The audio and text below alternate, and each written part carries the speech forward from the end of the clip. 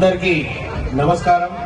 ఈ రోజు రెండో రోజు మనందరూ పోరాటం చేసడానికి ఈ రోజు ఇది శ్రీ గణేష్ దో మీ బస్తీదో వేరే బస్తీదో కాదు, పంచాయతీ యావత్ 8 వార్డుల ఉన్న వాళ్ళందరి పంచాయతీ ఇది। ఎందుకంటే నిన్న కూడా చూసిరు మీరు, మళ్ళీ నామినేటెడ్ వ్యవస్థని కొనసాగిస్తున్నందుకు ప్రజలు గెలవాలి, ప్రజాస్వామ్యంలని ప్రజాస్వామ్య వ్యవస్థ తీసుకొచ్చింది డాక్టర్ బాబాసాహెబ్ అంబేద్కర్ గారు।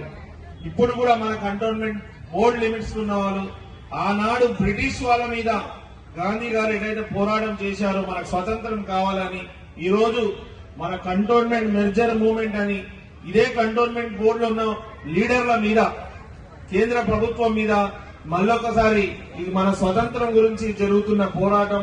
దీంట్లో అందరూ భాగస్వామ్యమై మనమందరం విలీనం కావాలి, విలీనం తెచ్చుకోవాలనే విధంగా మీరందరూ సహకరిస్తున్నందుకు ఇక్కడ విచ్చేసి నిన్న వచ్చిన వాళ్ళు కావచ్చు, ఈ రోజు వచ్చిన వాళ్ళు కావచ్చు, వేదిక పైన కూడా ప్రతి ఒక్కరు వచ్చి విలీనం అయితేనే మన కంటోన్మెంట్ అన్ని విధాల అభివృద్ధి అవుతుందని నమ్మి విశ్వసించి అందరూ సహకరిస్తున్న వారికి ధన్యవాదాలు తెలుపుతూ, ఎన్నో సంవత్సరాల నుంచి సామాజిక సేవలతో పాటు ఒక సంఘాన్ని నడిపిస్తూ అపారమైన అనుభవం ఉన్న వ్యక్తి మన ఇట్క గోపన్న గారు। ఇట్క గోపన్న గారు కూడా ఈ రోజు వ్యవస్థల గురించి కొంచెం వివరణ ఇవ్వాలి।